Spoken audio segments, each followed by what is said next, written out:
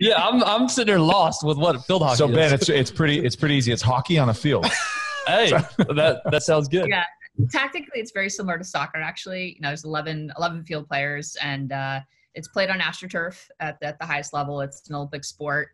It's the second most played sport in the world. So that's it. That's all. That's it. That's only the second most played. Sorry, you missed the boat. Sorry for the ignorance on that side of the I table. live in a I know, bubble. right?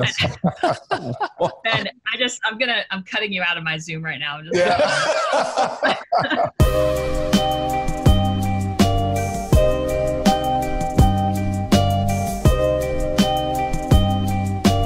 Today's guest, Kristen Holmes. Kristen, listen, we want to jump right on into it. We'll get into where you are now currently with Whoop as the VP of Performance and Science. But Kristen, on this show, on the Darren Woodson Show, we always want to go back and talk about your journey. And we want to start with how you grew up, where you grew up, and what your family life was like. Yeah, well, I've moved around a lot growing up. I was born in Massachusetts, and then my family moved down to Tennessee. And I would say, damn, that was a hell of a move. Wait a minute, you went from Mass to Tennessee. What was that jump like? I mean, I was only 4 years old, so from what I can remember of it, it was the accent, and I definitely adopted the Southern accent really quickly. I was all over it. Yeah, I was using y'all and it's my grits, and I was all about it. And we lived right outside of Knoxville, in a little town called Clinton, Tennessee. So I became a Vols fan very young. Yeah, was obsessed. Yeah, I was really fortunate. Pat Summitt obviously was just an icon, and it really it at a very early age kind of cemented in my mind this concept that, wow, you can be a woman, you can be strong, you can be, assertive, you can play sports. And so she was really, I think, my earliest inspiration. And, while I was still really young, the first thing what I asked for my birthday when I was 4 was a professional basketball, and I wanted to get my ears pierced. So there's my two asks for my birthday. So she definitely had a huge influence on me, and really directed, or was, I think, kind of the foundation of kind of my thinking on just sports in generally. And kind of set me on that path of just thinking about sports and just being obsessed. Yeah. So early on, you started playing. What was like your sports of choice at a young age? I played a ton of basketball, soccer, mostly team sports. I got into tennis a little bit, ran track, played pretty much everything. And I really got into field hockey. My family moved from Tennessee actually to France, and that's where I got into competitive skiing and played a ton of soccer. And then my family moved from Tennessee to Maine, and that's where I got introduced to field hockey, and still did quite a bit of skiing. And basketball was always, one of my first, loves, and played a ton of that. But that's when I really started loving field hockey and got pretty obsessed with that path, and, wanting to go to the Olympics and all that. Okay, so I want to pause because I want to marinate on the skiing thing. I was thinking the field hockey because I was going to get there. What is field hockey? That's going to be the meat of our sandwich. Ask your question. But okay, so you go from Tennessee to France, where now you're skiing in the Alps, right? Like, and then you but we did, yeah. I skied in the Alps a fair amount, but my home base was on the base of the German Mountain. Okay. Okay. All right. So, but you get exposed to like European like skiing. I mean, that's as good as it gets. And then you come back to the States, and you said you still skied. Now, East Coast skiing is not the same. So how did you keep up with that? I definitely try not to be too snobby about it, but there is a fundamental difference. And, but I think what was great is when I came back to the States, it wasn't, I did a bit of racing, but it was more of just being with my buddies and, going on the weekends to King Pine, with my girlfriends, and just getting into trouble. So skiing became just very recreational when I got back, just because it was really hard to take it seriously, just given my early exposure to just the best skiing in the world.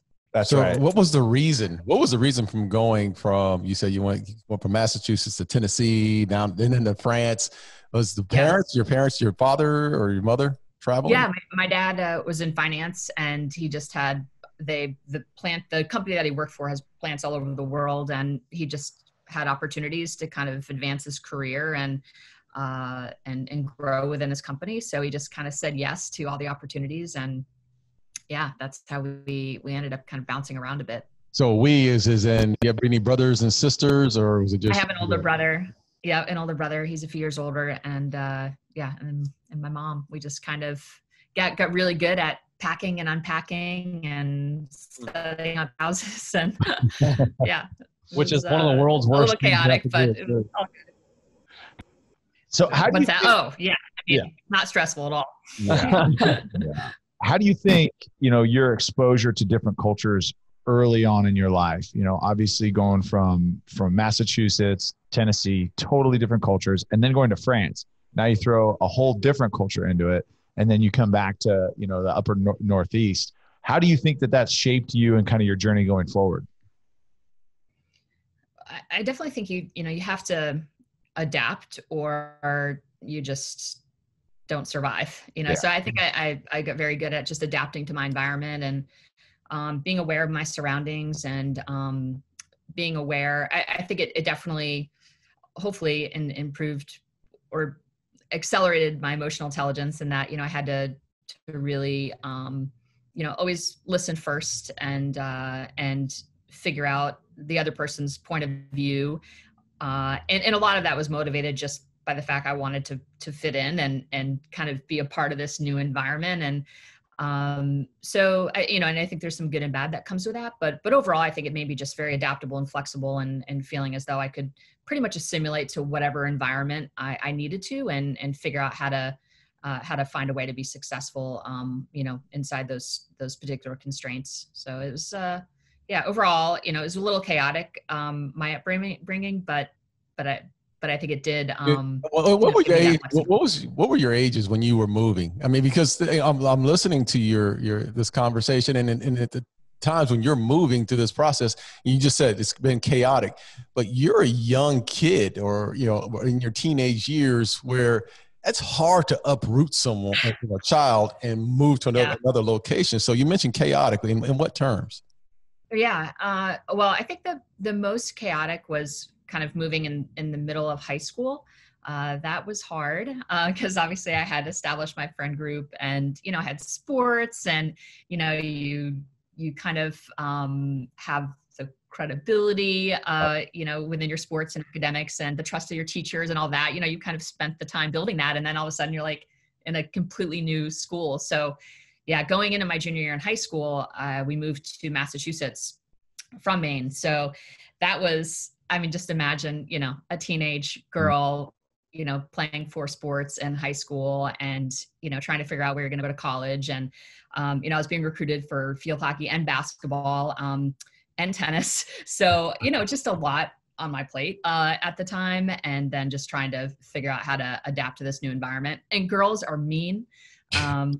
So mean. So there's that dynamic that I was always trying to figure out how to navigate. So yeah, it was definitely an interesting time, but being in Massachusetts ended up being phenomenal, because there was way more visibility from a recruiting perspective. So, what was really just kind of being recruited, Dartmouth and Colby and, just Northeast kind of schools, all of a sudden, it was Michigan and Stanford and, UNC, and, my scope of options really increased because there was just way more visibility. So it ended up being a great thing. Well, all schools that we would have no chance. Yeah. You just rattled off Dartmouth and Princeton and Stanford. We're like, where is that? Can we go back to something real quick? I'm a dumb West Texan. What is field hockey? What are you going to say? What is field hockey? Really? Yeah, I'm sitting there lost with what field hockey is. So Ben, it's pretty easy. It's hockey on a field. Hey, that sounds good. Yeah, tactically it's very similar to soccer. Actually, there's 11 field players, and it's played on AstroTurf at the highest level. It's an Olympic sport. It's the second most played sport in the world. So that's it. That's all. That's it. That's only the second most played. Sorry, you missed the boat. Sorry for the ignorance on that side of the table. I live in a bubble. I know, right? Ben, I'm cutting you out of my Zoom right now.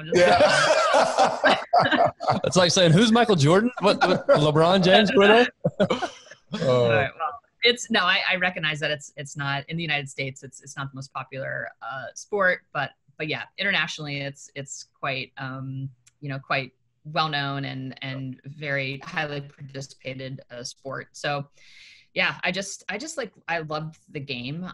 It's a very technical game, very cerebral. I love the tactical aspects of it, and just was able to find mentors very young who kind of nurtured my love and kind of my talent, I guess. So take us through are you getting recruited out of high school? Yeah, she just listed like 18 schools. Now Ben knows what he's talking about. Yeah. So you're getting recruited out of high school. Take us through the recruiting process of, where you wanted to go, your decision making, and so forth. Yeah, it was. I had a lot of choices, which was cool. I had just I went on visits to Harvard, Boston University. Pepperdine was just really more of just the West Coast play. Even though I really probably wasn't going to go to Pepperdine, but it was for basketball, and just Pepperdine is beautiful, and I saw the pictures. I need to go visit. Right there, cliffs in Malibu. Yeah, it's hard to beat. And then University of Iowa and UNC. So those ended up being kind of my 5 choices, all very, very different. But I think what was motivating me was this idea of I just, ever since I could remember, I wanted to go to the Olympics, and I was just obsessed with that concept. And, this is the first thing I thought about when I woke up in the morning, last thing I thought about when I went to bed. And really just every moment of my life was kind of geared. All the decisions I made were really to position myself to make the national team so I could vie for a spot on an Olympic team. So the team that I felt could kind of help get me to that goal, and the coaches that I felt could help me get to that goal were really at the University of Iowa. At the time, they had 5 national team players. They were at the Final Four every year, and the coach was a 3-time Olympian herself. So they just had this incredible staff. And Dr. Christine Grant, who was really the kind of the thought leader around gender equity. She was just an incredible human. She was the athletic director at University of Iowa. So they kind of had this really cool female thing going on there, that female athletics was really highly supported, probably not on par to what was happening with the male counterpart, but it was definitely, it didn't feel like it was a second fiddle. It felt like we were really very well resourced, and then just had this kind of this high performance environment, high performance feel that I just like gravitated to. So ended up committing to University of Iowa, and I wasn't able to, Vivian Stringer was the head coach there, and she did not allow me to play basketball. Sylvia Hatchell, my other choice, she's at UNC, the head coach at UNC. I was going to play both field hockey and basketball at UNC. And coincidentally, if I had done that, I would have won 8 national championships between the field hockey and basketball. So you definitely think back on that. I'm like, oh man, that would have actually been really cool. But they were on like a heater down there for for those 2 sports. But ended up being able to play into my senior year of basketball. So that was cool. There's a coaching change. Viv Stringer went to Rutgers, and Bradley took over at University of Iowa. So I was able to play for her. But so that was kind of my journey. And I ended up making the national team when I was a freshman in college. So was kind of navigating field hockey and academics and, U.S. national team. We had a World Cup in there and Pan American Games and I took an Olympic waiver, and so it was a busy time. I'm feeling very inferior right now. There's a ton to unpack in that. Okay, I want to go first back to, you said, hey, you were obsessed with being on the national team, going to the Olympics. So you read my mind right there. At what age this is going to be a multi-part question here. So just, that's kind of how I work. Yes. Okay. So at what age did you realize, okay, this is a goal that I have, and like, this is my obsession and this is what I'm working for? And then part two is where did that drive come from? Did your parents support that? Was that something you felt like was just innately wired in you? Like that's what I want to do? Because what we talk about it a lot on the show is like, what drives people? And if the drive isn't naturally there, how do you create that drive? But how was it for you? Honestly, I have no idea where it came from. I mean, I had some interesting things happen in childhood that I think, part of sports were just always an outlet. And I think moving, it gives you that immediate community. So I always felt kind of on a team, there's like this level of acceptance, because you're just a part of something and you're working towards something, and it kind of, the individual kind of melts away, and then you just kind of assimilate to whatever that team culture is. So I think the having to move a ton, and teams for me were just always a really safe place to go, where I felt like accepted. So I think there's that dynamic. And then just I just like love being like good. Like I just wanted, I love the feeling of being able to, like I love the control, I guess, that comes from being able to determine when I practice and, how I apply effort and how I apply my attention. And just being able to channel that and see the outcome of that was just like the coolest thing. So I know, as you guys, your freaking backgrounds are insane. So I know you can relate to that process. But isn't it that simple? Isn't it that simple? I mean, when you really think about the competitive nature that athletes have, it's not just about the competitive nature. It's about the show off that's in us. Like, because there's a show off in each and every last one of us, that you want to show the world your skill set. Mm-hmm. And it creates this, not going to say dog mentality, but it creates this mentality within us that just drives us to not, I wouldn't say perfection, but it drives us. It's like this inner being within us. It's that natural being within us that just drives even much further. Yeah. And beyond on that. Yeah. And beyond that, it's like when you find something you're good at, it doesn't feel like work when you're trying to get better at it. Like you said, it's all you ever think about. I've been accused by these two of being obsessed on things. And when you find something that you really love and you're really good at, the work doesn't feel like work. You can't wait to put in that work. And that's what it sounds like. You found that at an early age. You don't really know how, but you found that and it just clicked for you. I was irrationally passionate. That's great. I love that. But here's the thing though. And you said, okay, your resumes are insane, but not really, right? Like we focused on football, and that was something that we were good at. And it was a very natural path for us. I think, Kristen, for you, I mean, you love basketball, you love field hockey, you said you like soccer, you like skiing, and you were obsessed with being great. And there's obstacles that you had to overcome that we just don't experience just innately in what it is. And I'll call it like I see it.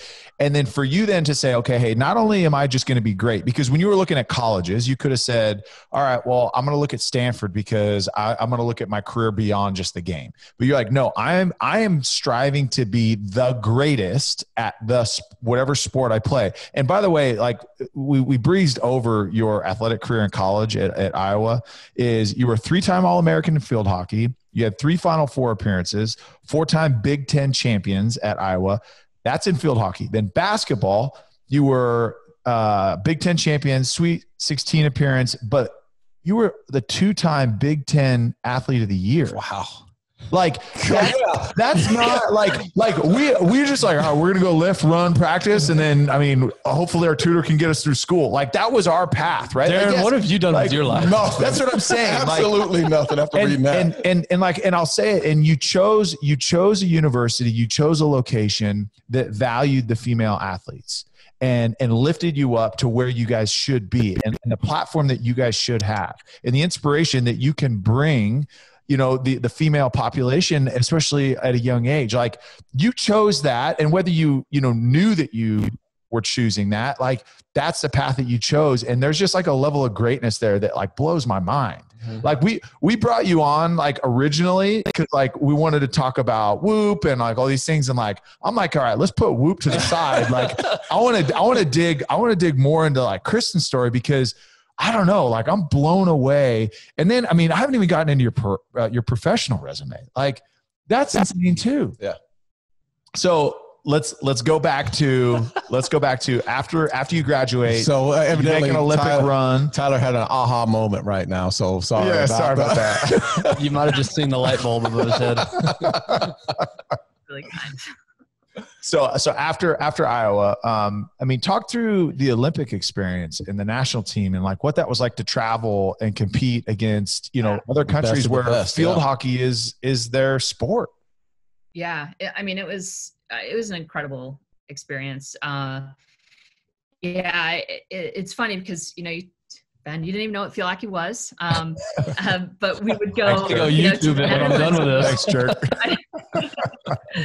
But we go to the Netherlands, for the World Cup, and it's, there's 20,000 people in the stands, which you guys doesn't sound like a lot, but for us, that was just incredible experience. So I think to be received in these other countries and, to have people lining up for autographs was just kind of was cool to experience, because the love that we feel in the sport and how much we valued it and how much, it was such a big part of our lives, to not necessarily have a country that feels the same, is a tiny bit disheartening. Right. Yeah. But when you go into these other countries and you can see just like they're so passionate about the sport and they have such a level of appreciation for it, it made it, it was great to kind of experience that. So that was definitely a takeaway. And then just, being a part of a team who's trying to be exceptional, and trying to really maximize the individual and group potential without really any like big carrot, in terms of there's no contracts, we're not getting paid, we're really just doing it because we love it. And we're trying to really be the very best versions of ourselves and be able to kind of bring that to a stage and platform where we can, really, kind of show off our, the work that we've been putting in on a really cool stage. So, yeah, I think the Atlanta was incredible, an incredible experience. And then I would say Sydney was probably the most disappointing because we didn't qualify. So we didn't have we lost in the Olympic qualifier to China. And that was kind of like the back end of my playing career. So that was really disappointing, but yeah, that was kind of so what is it like? We don't know what it's like to represent our country. Yeah, that's got to be the coolest thing. We play football and, you represent your team, but it's not an international sport like field hockey. So what was it like going into a competition knowing that, you're carrying your nation on your back? What does that feel like? Well, there's definitely just a pride that you develop that I do think is unique, when you're representing your country and, you're wearing the American flag and it's acknowledged that you're representing the country and that's a cool thing. And so, yeah, there's definitely like this feeling of responsibility. And it's 100% such a motivating factor, it's this idea that, you're doing it for your country, and it sounds, I think when I think back on it, I almost like I can get myself in that mind frame pretty quickly, but it's just so different when you're in it and you're in the stadium and with your teammates and you're wearing the uniform, and it's really kind of overwhelming, and it never ever gets old. I mean, every time the national anthem plays, like it's just like this burning sensation. Yeah, you're just like, you feel just like, gosh, like this is why I've done what I've done, and I've put the time in that I've put in. So it's just such a cool feeling. Yeah. So you mentioned that you were at the end of your career when you were going to Sydney, right? Is that where it was? Okay, so you're knowing the end is near. And much like we've gone through, I think all three of us have gone through, when it's time, when it's going to be time to hang it up and you have to transition to the unknown. What was your thoughts going into Sydney, knowing this was going to be your last go around? And what were you thinking going forward? Yeah, I mean, I've always been the kind of person who and this is a skill that I think I've actively developed, but I honestly am not a planner in that way. Like I literally just kind of stick myself in the moment, and like that's all I'm focused on.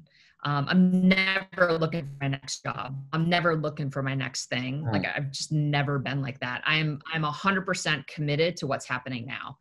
And I think, when I talk and work with athletes today, and there's a lot of anxiety associated with performance and just life in general.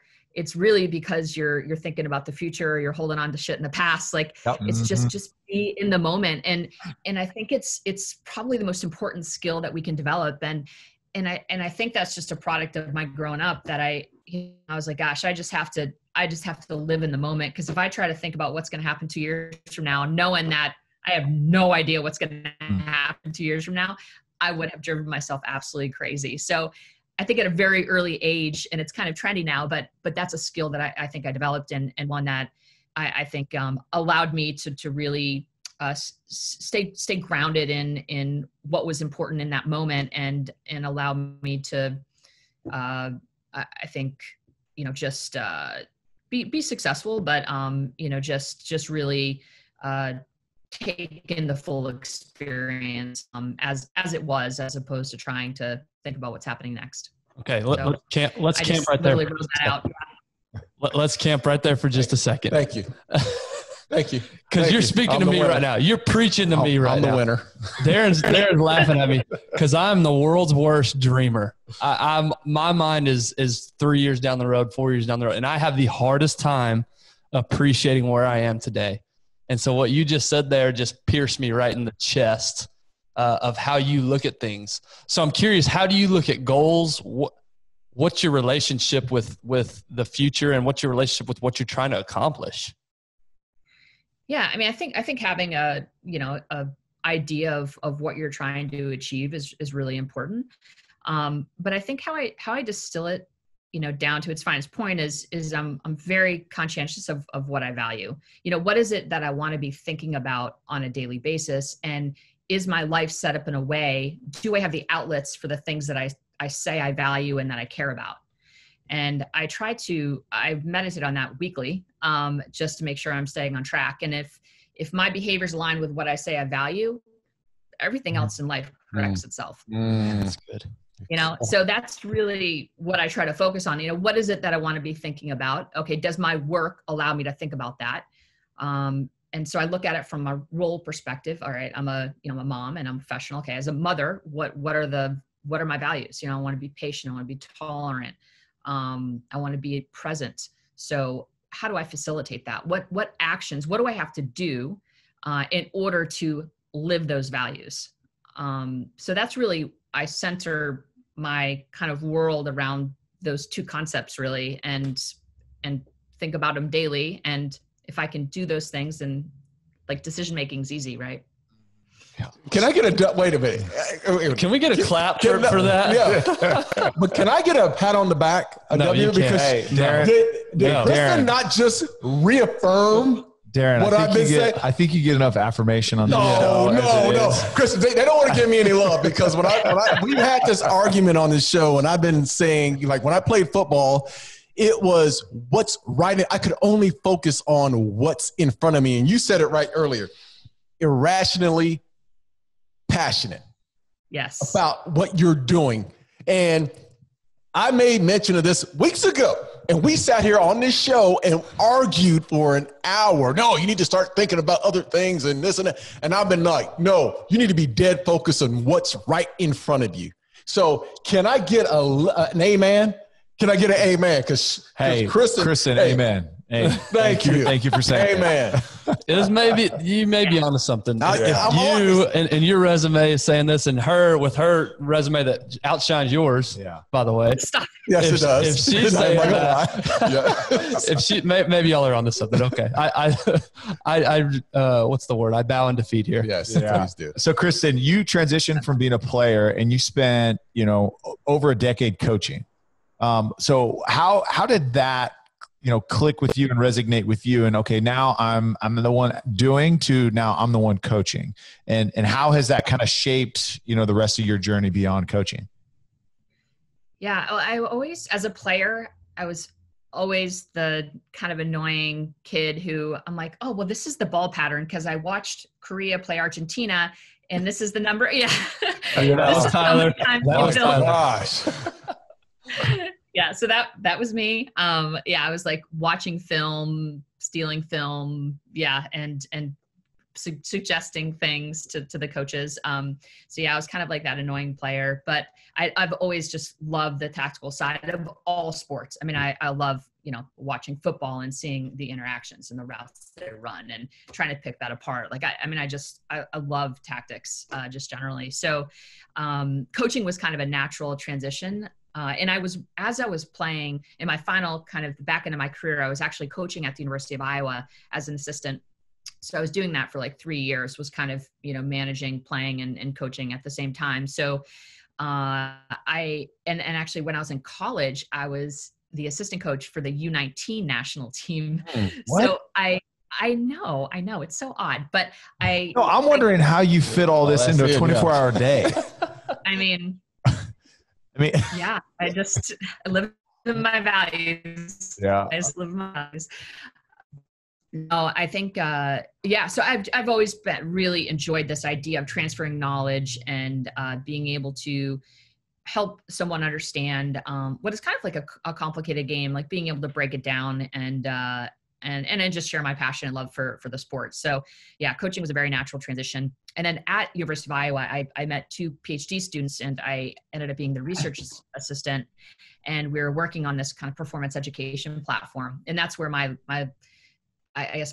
first exposure to this concept of performance science and performance education was really born. And that was that planted the seed for me in terms of all of the future education and learning I took part in, and just on the physiological and psychological side. Of things. What was the intrigue? Yeah. What was the intrigue? What brought you to performance and science? What was it about that vertical that you loved? Well, it's just the science behind, like I always in my heart felt like performance is largely a choice. And I think we assign so much gray area to just our lives in general that we give ourselves an out, when there's really, when we think about it, through a science, there's no neutral action. Everything that we do is either going to upgrade our performance levels or it's going to downgrade our performance levels. There's very, very little in between. So if we understand what the factors are that influence our performance levels, right, on the physiological side and psychological side, and we control for them daily, we can choose our level of performance. Now, there's going to be folks who are genetically more talented. They'll have, better skills and expertise. But if I want to compete with those folks, I need to really understand how my lifestyle is going to allow me to optimally leverage my genetics and my skills and expertise. Mm-hmm. So I guess I got really obsessed with this idea, and it's not all about winning, but it's more about how do we get the most out of each individual person? How do we optimize their potential? And it's really understanding the factors that actually influence motivation, energy production, arousal, attentional capacity, right? So if we can understand from a scientific lens what the factors that influence those things, then we can choose our level of performance, right? Provided, yeah. So that was really kind of the genesis of going down this path, was just this idea, okay, performance can be a choice. Or if that's the goal, choosing our level of performance, how do we back into that? You know, what are the things that we have to do to really make that happen? So let's jump into Whoop, if that's okay with you. Let's jump right on into this. I want to know, how did this transition go into Whoop? And I want to know a lot more about Whoop, because I was, first time we heard the name, first thing I thought was, where did they get the name from? Because it's such a catchy name. Give us some color and some background on the company and how it got founded. Yeah. So Will Ahmed, he's our CEO and co-founder. He was he played squash at Harvard, and Whoop really was just squash is? Yeah, what's that? I'm just kidding. Whoop was just a term that they used in the locker room to kind of explain the energy level that day. You got your Whoop on was kind of like one of the things. So Whoop was just an endearing term that he that during his college years that he ended up using to name the company. It actually used to be Bobo, I think, Bobo Analytics. So I'm glad we didn't go with that. But yeah, so that's the genesis of Whoop. And what Will was really trying to unpack what was always vexing him was this idea that he never knew what to expect from his body. He didn't understand why he peaked, 1 year and didn't peak appropriately the next year, or, just really trying to figure out, how much volume do I put in my body? How much intensity do I put in my body? How do I know if I'm going to be ready tomorrow versus today? What are the behaviors that actually influence all that? So he kind of just this idea that he just didn't know what to expect and didn't know how to control some of those factors that were influencing his performance. He decided to really build some technology that could give him insight into how his body was adapting to external stress. And that's really at our core. What we do at Whoop is we help you understand your adaptive capacity. And we help you understand the behaviors that are going to help you really manage external stress in a proactive, optimal way. Mm. So he founded this in 2012, correct? Correct. Yes. Okay. So at about that time, who was the leader in, this performance science / monitor? Yeah. I mean, you had Apple, right? Because Apple, I don't think they had Apple Watches out yet.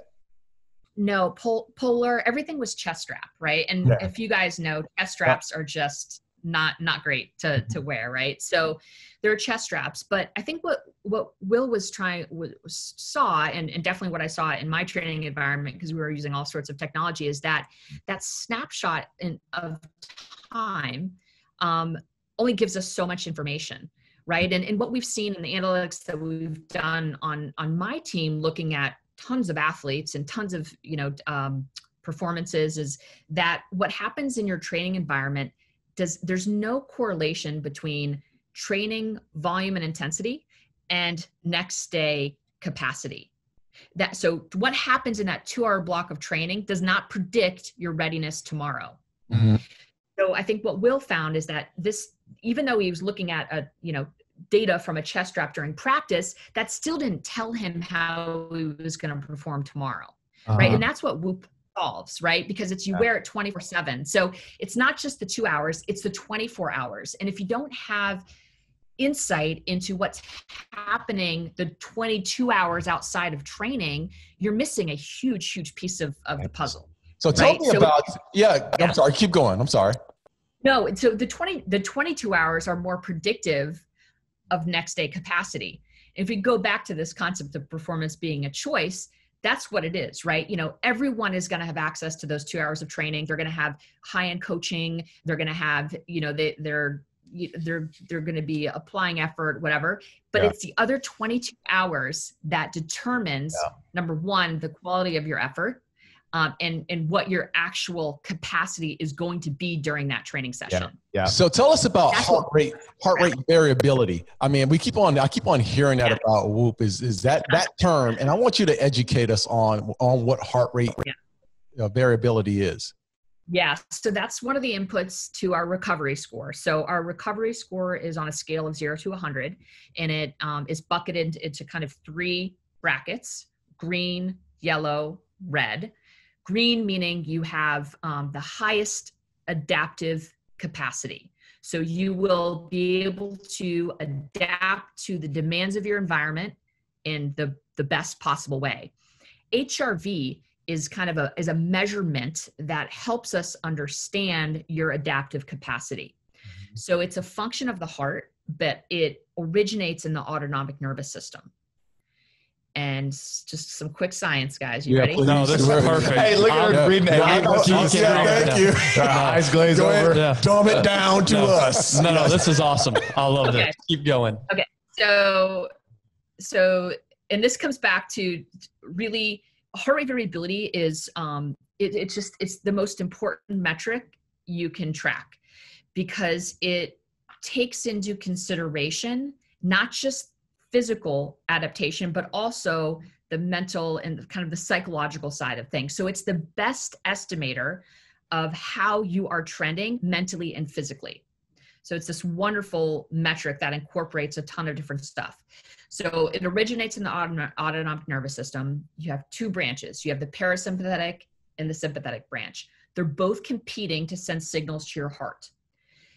The more responsive your heart is to both signals, the more variability you are going to have.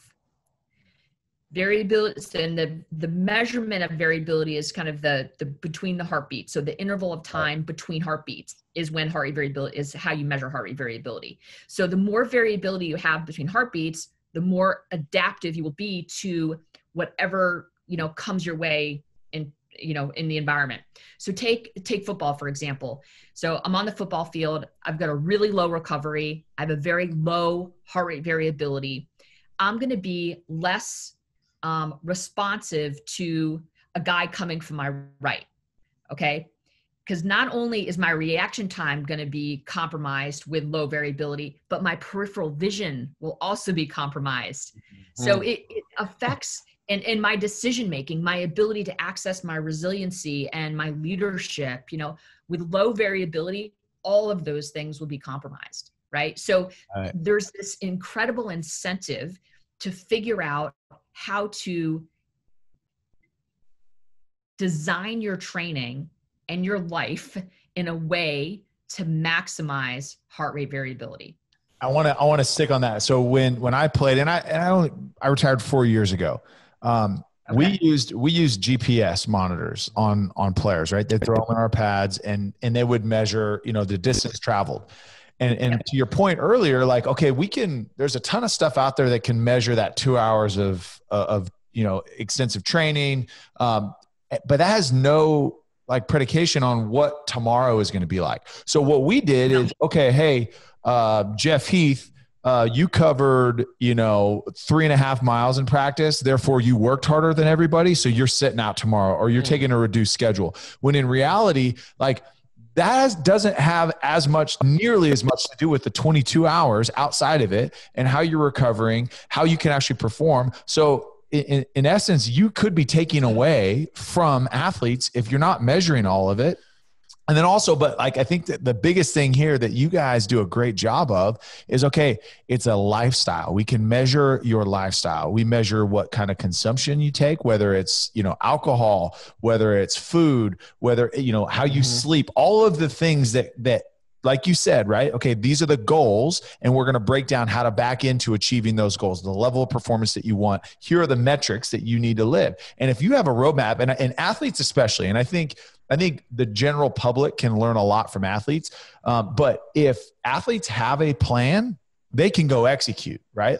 They go down the list and I'm going to do this, I'm going to do this, I'm going to do this because it's going to let me achieve this. I think where even me now, not being an athlete, it's hard because it's like, well, I just got to be better. I've got to sleep more and I've got to drink less alcohol. And there's no data. You don't have the data behind it. Exactly. Right. And it's really hard to access. And Apple Watch, okay, and nothing against Apple, and this isn't a bash on them, but it's okay, going to measure steps, going to measure heart rate. Okay, cool. What does that really tell me about the goals that I want to achieve? Yeah. And I think when you transition from a professional, athletic career, it's kind of an easy question. And I think, can I be present for the things that matter to me? Mm-hmm. Right. And I think at a fundamental level, we're all trying to be present for the things that matter to us. Right. And if you don't understand how your lifestyle influences your ability to be present for the things that you matter to you, then you're going to be missing out on a lot of your potential in this life and just your capacity to be available, right, for the things that matter to you. So really, I think at its core, Whoop is, 100%. It's a great tool for professional athletes, but it's a great tool for us who are done our player careers, who are trying to be as available for our life as humanly possible. I need that peripheral for my kids. Exactly. But what you're saying, and I think Tyler was getting at it as well, is the one thing I've always noticed as an athlete is that I had good days, and I used to always try to figure out and try to bottle that feeling when I went out on that field, and I was like, man, for some reason, man, I just feel great. And then their hips feel lubed up. Yeah, my hips feel, I just feel like I'm on par to go out and play whatever game it is. Then I go back the following Sunday, and I feel like shit walking out there. And what I always wanted to figure out, how do I bottle that up to where I feel the exact same consistent, great feeling each and every week. And I think that's the consistency that everyone's looking for. It's called steroids, Darren. No question about that. And that's really the premise of this thesis, is that, the zone or flow, this is not something we have. It's not, you don't have to guess, right? There's AI that can help you understand how to get to that on a consistent level. And that's, I think my career has always been trying to really solve that. What do we need to think about? What are the core things that we need to build into our habits and our routines that are going to enable us to perform consistently? Not just one championship or two championships. How do we do it every year? Right? What are the things that we have to control for? And it does largely come down, training load, volume, intensity is really important. Modulating that, very important, but it's really the education around that. And that's what Whoop does. It's a self-empowerment tool. It's going to help you understand how your behaviors are allowing you to have the capacity to be optimally available for whatever it is that you want to do in your life. Yes. You can see very, very quickly how alcohol before bed is going to influence your sleep architecture and is going to influence your next day capacity. Yeah. It will manifest in heart rate variability. You'll have your heart rate variability will be, up to 25%, lower than your baseline. Right. And you're like, fuck, what am I doing? And so that's why, athletes, folks on our platform, we see almost an 89% reduction in alcohol consumption. Doesn't mean people don't drink, but they start to drink smarter. They recognize, I know it's insane. People spend more time in bed. They start to shift their behaviors. I mean, one of the things that I found is that when I eat food close to bed, my heart rate variability is 17% lower. Okay. Low, not good. High, good. 17% lower. And this is huge amounts of data. We're not talking about 3-point data points. We're talking about hundreds and hundreds of data points, right? Because I've been on the platform forever and tracking this stuff. But so I could say with a level of confidence that food close to bedtime is not good for me. I can say that for most folks that we've been able to observe these data. But yeah, you start to understand, you take the guesswork out of consistently performing. Like if I want to perform consistently, not just twice a month or not, just 10 times this magical moment across a year, but if I want to be fucking good every day, okay, what are the factors that are actually going to influence that, and how do I control for it? Yeah, what do I eliminate out of my lifestyle? And there's no more excuse anymore, right? Like there's no excuse because it's identifying those markers that challenge performance. Yeah, and what I love about that is you're going from general guidelines, which is where most of our brains go when we think, how do I optimize performance? Well, let me look at a study or let me look at an article. What works for most people, quote unquote. Right. Whereas the Whoop strap gives you individualized, personalized, direct information about me, Ben Gibbs, what is going to be best for me and my performance. And that's what I love what you guys are doing. Yep. Because how you metabolize a banana is different than me. Exactly. Right. Like this is the facts, right? Like, well, Ben swallows bananas whole, by the way. So he definitely metabolizes. I have no idea why I use that example, but yeah, let's jump over that. Edit that out. This is a family show, guys. Down at the yeah, no, until you're anyway. Yeah, no, exactly what you're saying. Highly graphic. Yeah. Yeah, no, exactly what it's all personal. So you mentioned alcohol, you mentioned sleep. What are other ways that what are the things that factor into our heart rate variability day to day? And is it something that you can change from day to day? It absolutely changes, and it's normal for it to change. But where I think the insight from Whoop is helpful is that, normal variation is completely normal. So if, for example, I'm trying to get fitter, I'm in a kind of a functional overreaching type of zone or, kind of phase in my training, you would suspect for your heart rate variability to be suppressed and your resting heart rate to increase, right? You're putting stimulus on your body's accepting that stimulus. I'm getting stronger, I'm getting faster. Where Whoop helps you is you don't want to get too far from your baseline where that training becomes non-functional, right? Where I'm not actually adapting in a functional way. So we kind of help you understand what that sweet spot for training is, depending on what your physiological intent is. Yeah. If I'm just maintaining, just trying to, just maintain my fitness levels, you don't need as much variation from week to week. But if I'm trying to get fitter, you definitely want to try to drive those numbers down a bit because you're putting on the load and the intensity, but then you want to bounce back up after a taper period. So we kind of help that journey. So training volume and intensity does influence heart rate variability. And then I can go through the other things that are like most salient, but sorry, Ben, you have a question? No. Keep going. I got a question after that. Go ahead. So volume and intensity, can influence it for sure. And again, you need to think about that in context of your physiological intent. The other factor that is super influential is how well you map stress with appropriate amounts of rest throughout the day. And we don't really realize this, but generally speaking, we're driving our cortisol all day long, right? We're like pumping the sympathetic branch of our nervous system because we're going from one meeting to the next. We're engaged. We're always activated, right? We're on our phones. We're looking at Instagram. We're on LinkedIn. We're answering emails. We're, signing our kid up for, fall hockey. Like we're doing all sorts of shit all the time. So, where I think we fall down or where that ends up influencing our heart rate variability is this negative stress accumulation is kind of what it's called in psychology. And what that ends up doing is it interferes with your ability to fall asleep. Or if you're so tired, you end up falling asleep right away. It will fragment your sleep during the night. So you don't get as restorative sleep.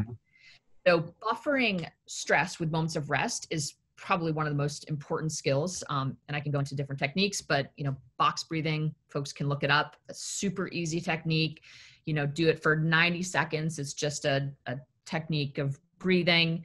That's basically, the box breathing, your vagus nerve basically picks up on the lung expansion and releases acetylcholine, which tells your heart rate to go down. And that's really what you're trying to do with breathing is you're trying to go from a heightened state, activated sympathetic state to a parasympathetic state. And again, this concept of being able to help your heart be responsive to both inputs of the autonomic nervous system, which again is a sign that you're able to adapt to your environment.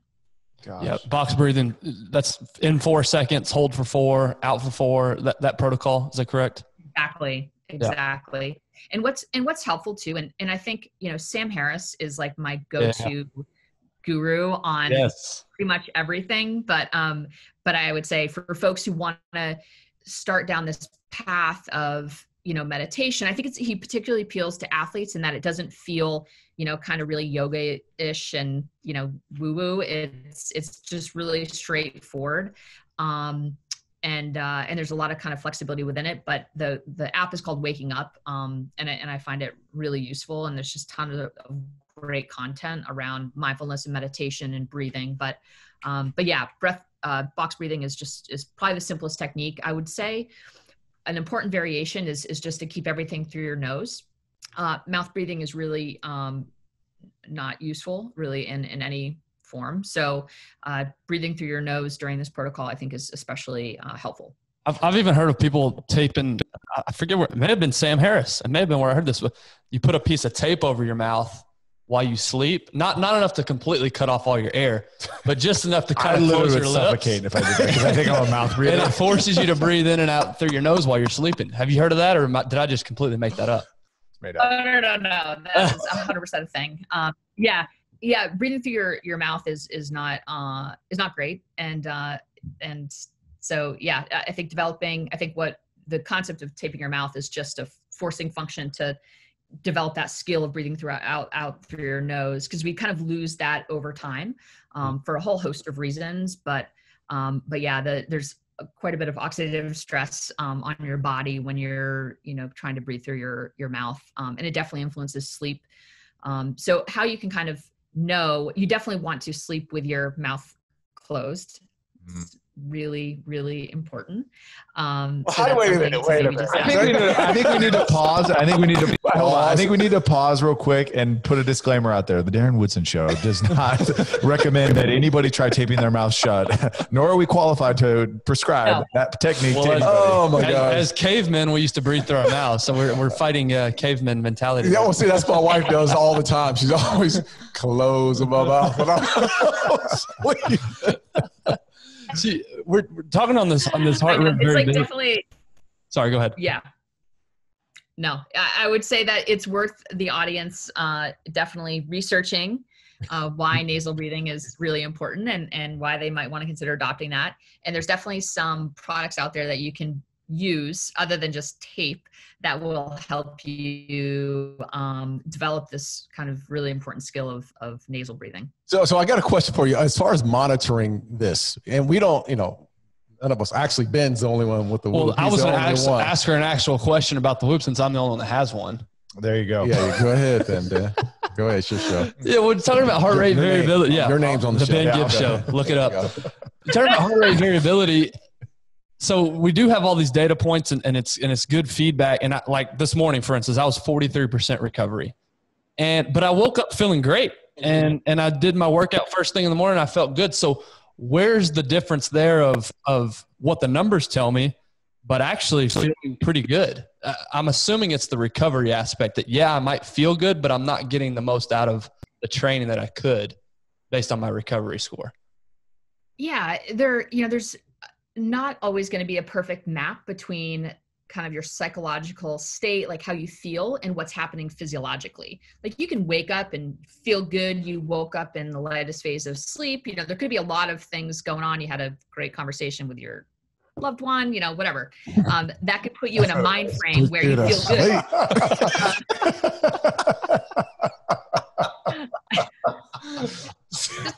Let her finish. Real world scenario here. Sorry. He's a child. He's a 51-year-old child.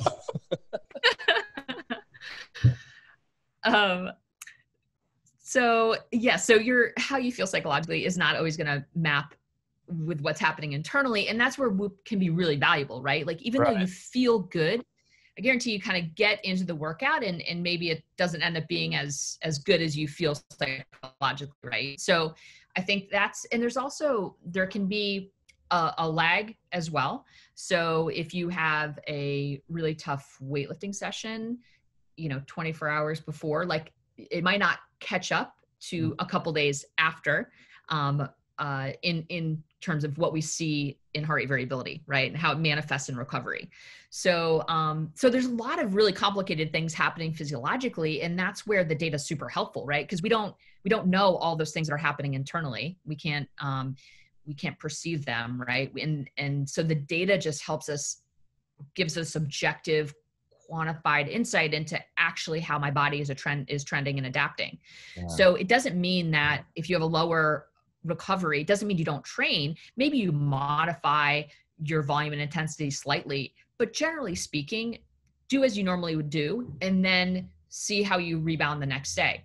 And if you don't rebound, then that means, okay, now I really actually probably need to reduce my volume and intensity. Mm-hmm. So, a single day, evaluating it, the data, kind of daily in absolute terms is I think less valuable than looking at it over the course of a 3-day trend. Mm-hmm. I think that's the way to think about the data and just seeing how you respond and adapt. One of the things I love that you brought up just a couple minutes ago was, for those maybe that are starting a fitness journey, hey, I'm starting to, exercise or lift or whatever it is. And, I'm cleaning up my diet. For a lot of people, it gets very discouraging, for the first, 2 weeks, 4 weeks, 6 weeks, 8 weeks, because they're not seeing the results. But what this does is it can start to measure, and you can start to celebrate the little victories along the way. We talk about this on the show, right? When you pick a goal and say, hey, I'm going to lose 100 pounds, it's really easy to get distracted if you're not celebrating the little victories along the way.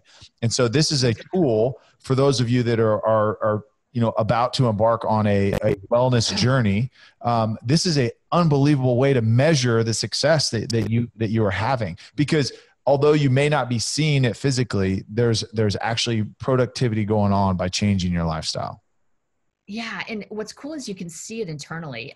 When I started measuring heart rate variability way back, it was awesome to see my resting heart rate decrease as I got fitter, and my heart rate variability increase as I started to improve my time in bed and starting to get better quality of sleep, and, started making different choices in terms of my diet and starting, to build in meditation, all these just little things that I was building into my day. I could see that actually manifest in my heart rate variability in a positive way. And that was really encouraging. So I could see actually myself getting cardiovascularly more fit, right? That, and that obviously helps in my workouts, but just helps me with just my day-to-day being able to engage, in a way that's, optimal and feels good. So, that's such a great point. You mentioned earlier, clearly benefits for athletes and people that are participating in sports. There's clear benefits. What about for the people that are listening that aren't in athletics? They do enjoy fitness, but why would I get a Whoop strap if I'm not trying to perform at some crazy level? And to piggyback on that, it's basically for a guy like me at 51 years old. I'm looking for, I'm dealing with the stress of the day to day. I can't sleep at night. I want to know how I measure that via the Whoop. Yeah, gosh. And you're not alone. Like, I think that's, well, when we think about, if we talk about sleep just for a second, I mean, it's the most important behavioral experience we have as human beings, right? It's so, so important. It's insufficient or short sleep. And I don't want to terrify anyone, but it's the root cause to all mortality. Right? So it's worth every ounce of your investment to figure out how to get it right. It is not just a luxury. Like, it is like good quality sleep is a necessity for longevity and mental and physical wellness. And exercise protocols, diet protocols, like, none of those can be effective or optimized if your sleep is not where it needs to be, because that is the bedrock. That's the foundation that all of these protocols are built on top of, right? So if, I say this to athletes all the time, but it applies to all of us. Sleep is literally the greatest legal performance enhancer on this planet. That's good. So that is something. So and there's a couple aspects about sleep that are really important. And this is where the data can be so helpful, because just spending enough time in bed is not the answer. Darren, you could spend, say, 12 hours in bed, but only get, only 6% of that is spent in deeper stages. It was all junk sleep, and you're not waking up feeling refreshed, right? Like, you want to wake up feeling refreshed, right? And that's really contingent on the quality of your sleep. So you back into quality by understanding, of course, how much time do I actually need to spend in bed? And that's what Whoop will tell you. When I first got on the platform, I was probably, spending 8.5 hours in bed, which is a long time, but my quality wasn't great. I didn't have, my room probably wasn't cold enough. It wasn't dark enough. It wasn't quiet enough, so just the hygiene stuff. And then certainly, my behaviors leading up to bed were not optimized. My meal timing, my content, the quality, was I proactively buffering stress during the day? Not actively, right? Was I drinking alcohol before bed, close to bedtime? Yeah, a fair amount. Like, I was just doing a lot of things that were getting in the way of my ability to have consolidated quality nocturnal sleep. Gosh. So Whoop measures all that for you and helps you understand. That's what I'm curious about, though. Again, Tyler and I don't have the Whoop, and Ben has not been, proactive in sharing with us. So thank you for you're a grown man. That's what I'm here for. But I want to know how you read. Well, I don't think you can read Whoop straps on your Nokia phone. Yeah, so the letters aren't going to be big enough for you. On my flip phone, on your flip phone, nope, I don't think it does. That's what I'm trying to figure out. Is it's an app, right? So it's tied to the app, and then do I have to have someone help me read through this process? Yes, you have to have somebody help you read through the process. Absolutely. Now, anywho, well, it's the app is super intuitive, and we have tons of material out there, from the form of podcasts and locker posts, and where we help folks kind of understand how to think about the data. But generally speaking, yeah, I mean, it will give you a notification based again on your history when you should be going to bed. So we'll kind of help you with one of the most important tenets of the pillars of sleep is this sleep-wake regularity or consistency. We measure your consistency, and we give you notifications on when you should go to bed, when you should wake up based on your history, how much time you need to spend in bed in order to get that restorative sleep. We help you understand how much time you're spending in each stage of sleep.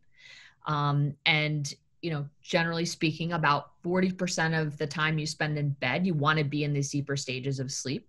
Right. So we give you all of these insights inside the app. So it's really, over time, you really start to learn your body, you learn yourself, and then you start to learn your behaviors and how they correlate positively or negatively to the data that we're tracking. You know what? I've done myself, both of us have done ourselves an injustice, because this show is built around mental performance and mental and physical performance. And both Tyler and Ben is taking advantage of us because he's killing us in workouts and all that, but he's got the Whoop strap. So he's monitoring himself. We're in. Yeah.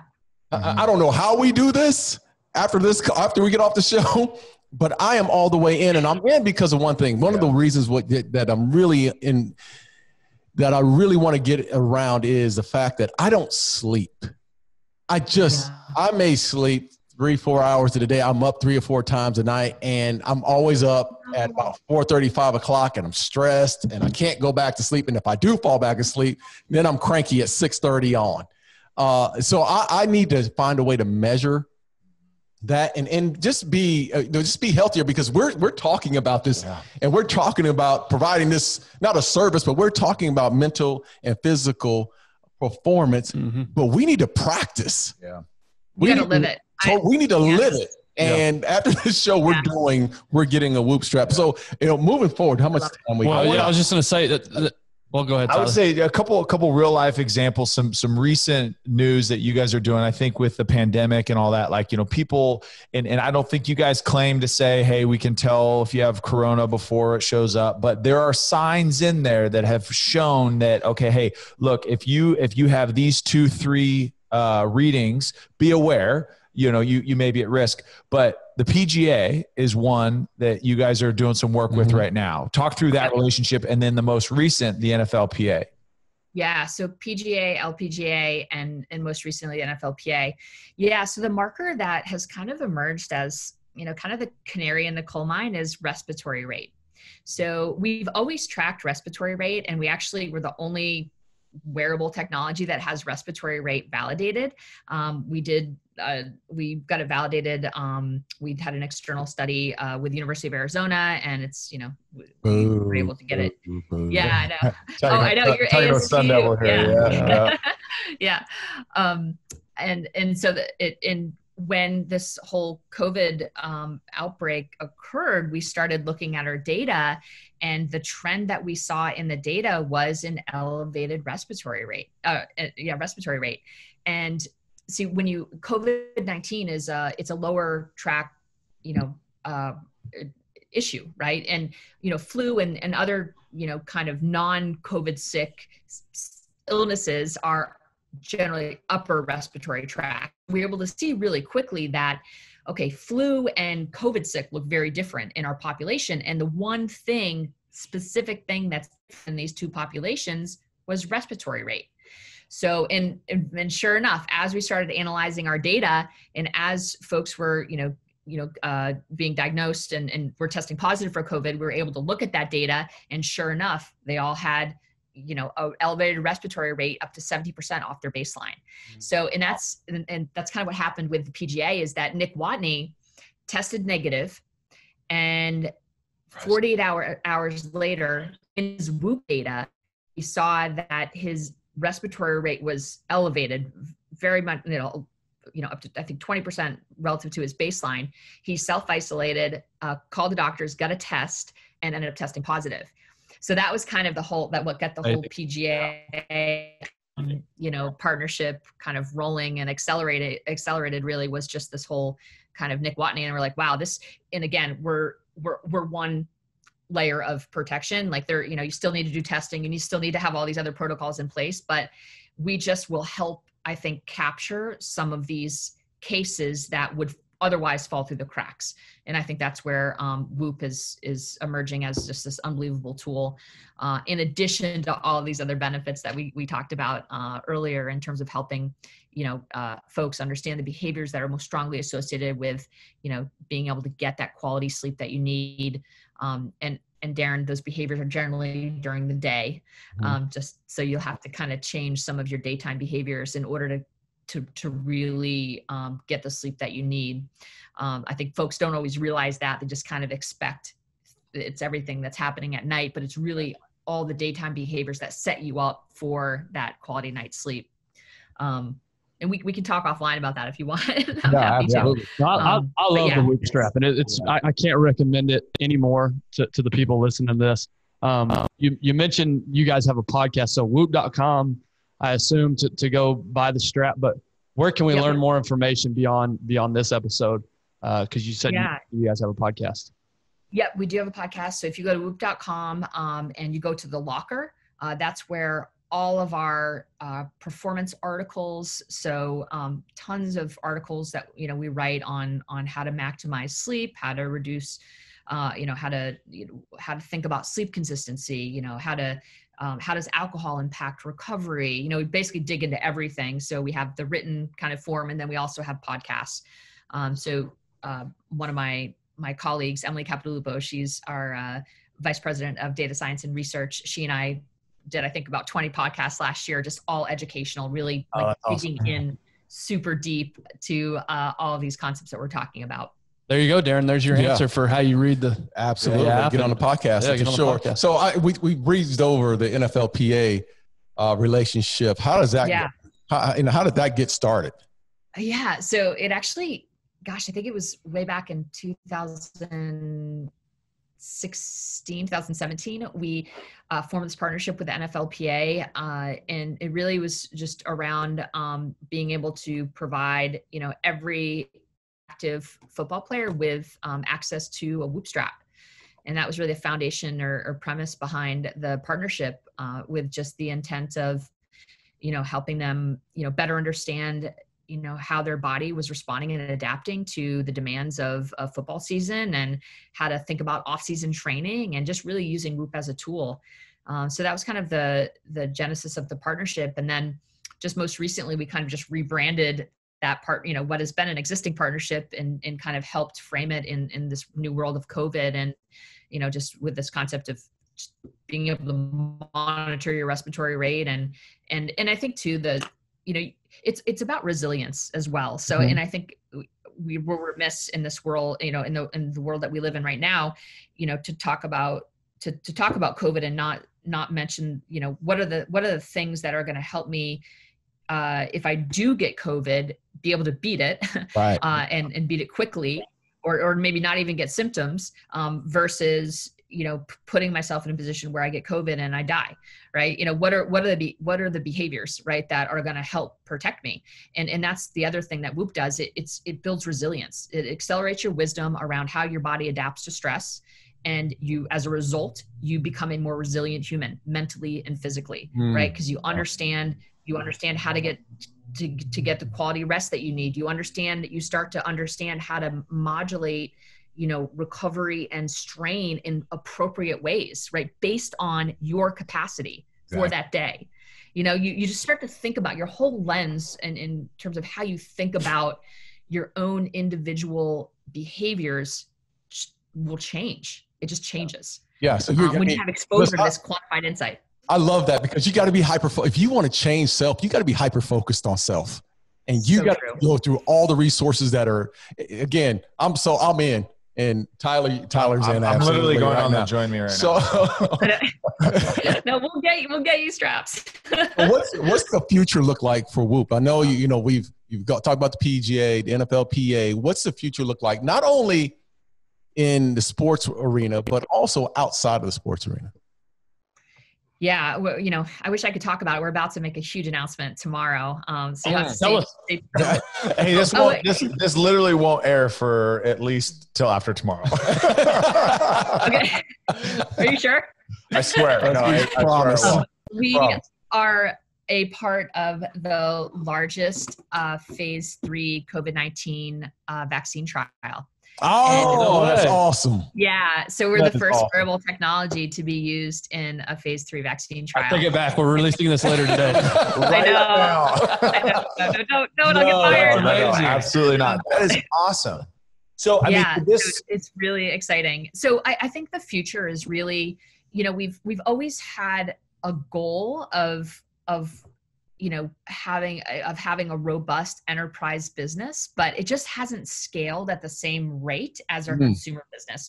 Our consumer business is just, has really taken off, and we've always and to be fair, we didn't have validation. So, when we're talking about teams and sports scientists, and if you're not validated externally, it's just a hard conversation to have. And same thing for companies to adopt a technology that isn't validated. These are hard conversations. But now that we're through validation, we've proven ourselves to be the most accurate, wearable technology, and our AI is just unbelievable, and it's this elegant application, and all of that is where it needs to be. There's no reason now that we shouldn't be able to have this really, thriving enterprise business running alongside our consumer. So I think that's really where the growth of our company, I think, I think obviously we're just continued to blow up on the consumer side, but I think the enterprise side is really where the future is. And I could see like insurance companies like either giving some sort of discount, or, I mean, there's got to be that application. I don't know if maybe that's in place now, but I mean, you got to think like Blue Cross, Blue Shield, United, all these healthcare, like they have to incentivize their customers to wear these, because I mean, think about you mentioned just heart rate, right? Like the cardiovascular aspect, that is the number one reason for mortality, right? Which relates to sleep, which relates to diet, which relates to all the things that you measure. So, and then not to mention like the ability to connect this with your actual physician. So say you are at risk, like, okay, hey, he's got access to my Whoop numbers. Okay. He's seeing an elevated heart rate. There's all these signs. Okay. Now, hey, you need to go to a doctor before this heart attack actually hits you. Well, that's what I was gonna say. Cause this is probably bad to admit, but I never go to the doctor, and you see your doctor once a year or twice a year, whatever it is, but this, you have daily, I mean, this is your daily feedback. Daily doctor, right here. Not that you're going to say, hey, don't go to the doctor, just use your Whoop strap. But this is giving you daily feedback of how you're doing, as opposed to, that one or two time a year conversation you have with your doctor. Yeah. I mean, when you talk about, disease and, psychiatric disorders, and, it manifests in sleep first. Yeah. Everything manifests in sleep. So having visibility into that is massive. And not to mention, like, if something crazy is going on, heart rate variability, your heart rate variability is going to be impacted. Your resting heart rate is going to be impacted. So having a daily lens into those markers, it certainly can't hurt, Right. So when we talk about, when you talk about doing harm, right? Like when I think about it from like, the psychological lens, like, we're not doing any harm, right? For the most part, this is really just about having, information about, the trends of your body, and being inside that, just allows you a level of control, that I really think is the path to self-rule, You think that, I mean, and maybe, your R&D team is looking at this, but, the implant idea, is this something that you guys are potentially looking at in the future? And I mean, because I don't know from a power standpoint how you could sustain that, but, an annual implant where it's like, hey, I don't have it on my wrist. I can just actually literally implant Whoop into my body somewhere. I mean, is that something you guys are looking at? I mean, all I can say is that we would love for Whoop to disappear on your body. Yeah. So fair enough. There you go. Fair enough. That's a good answer. Tyler, you guys can do all the research on Tyler. Whatever. We'll start off with. Guinea pig. He's a great monkey to look at. Look, I know we're going to wrap up here. We're going to wrap up here really quick. But one of the questions I do have is for you. Is, I do a lot of work in the inner city, and one of the things I always talk about is a level playing field, because I firmly feel like there's not a level playing field as it pertains to those kids that just don't have the opportunity nor the resources. Is there anything you guys are doing with young kids right now? It doesn't matter, where it is or what it is, but are you guys doing any research on some of the youth as far as what they're doing in school and the resources that you could provide them? Yeah. So we have a little bit of a challenge in that our algorithms are only trained on folks who have hit puberty. So any kids under that age, you can't use Whoop, but hopefully there's a future where we can kind of go into that age group. But I would say just, I guess at a high level, and if you can't tell, I'm like very passionate about sleep, but I would love to figure out a way to be able to transfer some of the sleep education knowledge to these families and children in these underserved communities. Because honestly, that is like developmentally, if you think about, the symptoms of ADHD, for example, and you look at a person who has insufficient sleep, there's no difference between, the irritability and the mood and the lack of attention, lack of focus, lack of concentration, behavioral problems. And I'm careful about how I say this, but I think there's, if we can get sleep, it's not going to be perfect, but if we can start there, a lot of things will start to correct themselves. And I know there's just so many challenges associated with that, but exercise and diet are and we've seen this. I've done a lot of research with United Healthcare on this topic, looking at various populations. To your point previously, we're definitely been inside this world trying to figure out how to make Whoop more widely available across various populations. But I think in terms of our youth, it's epidemic proportions right now, the lack of sleep. And I think it's influencing every part of a child's development. Right. So, and I think about, my kids and how much knowledge they have around just human performance generally. And, I do feel a responsibility to figure out how to get at these underserved communities. So it's something I've been thinking about for years, frankly. So we need to work on something like that. Yeah. We can spearhead that for sure. Listen, again, I know Ben has his final question. Yeah. Our question, this was, I say it almost every episode, but I'm like, this is my favorite episode we've ever done. This is so cool. But the question we like to ask every guest at the end of the show, this goes back more towards your journey. If you could go back to any point in your life and tell yourself one thing, where do you go and what do you tell yourself?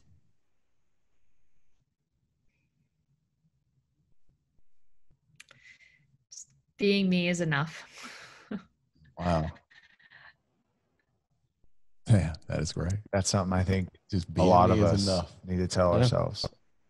Right. I like say that. I'd say that to myself like just every day. But yeah, I think it's, we get stuck on the enormity, of and just the social comparisons. And, I think just really just like no one is going to beat me at being me. Right. So just be me and just do that as honestly and, as much joy and like as possible and like probably turn out okay, So that's I wish I kind of you said a lot of profound and great things on this episode. That might be the best thing you said. Love that. Yeah.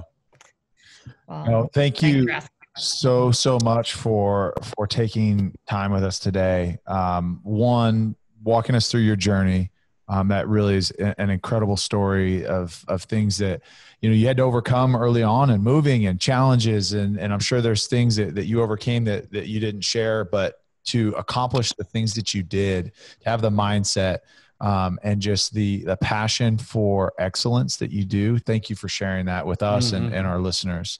And then thank you for what you're doing at Whoop. I mean, honestly, the impact that Whoop is going to make on our culture, just for our benefit for years and years to come is going to be incredible, and so excited to be a part of the Whoop family here soon.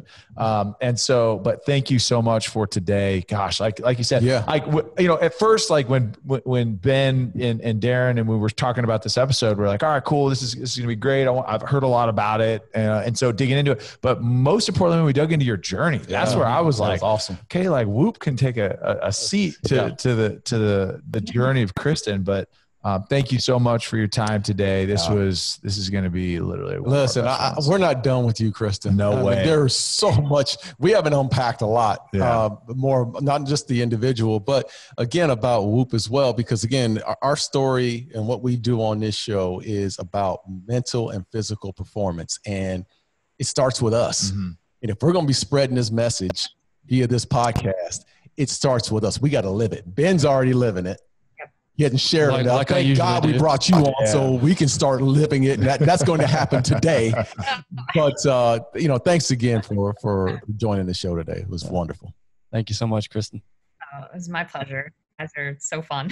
Awesome.